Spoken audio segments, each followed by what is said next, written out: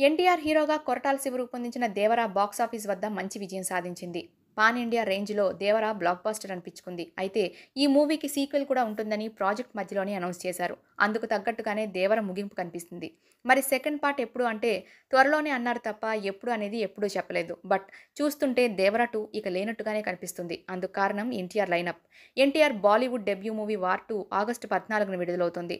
ప్రస్తుతం ప్రశాంత్ నీల్‌తో సినిమా చేస్తున్నాడు. ఇది 2026 జూన్ 25న విడుదల చేస్తామని చెప్పారు.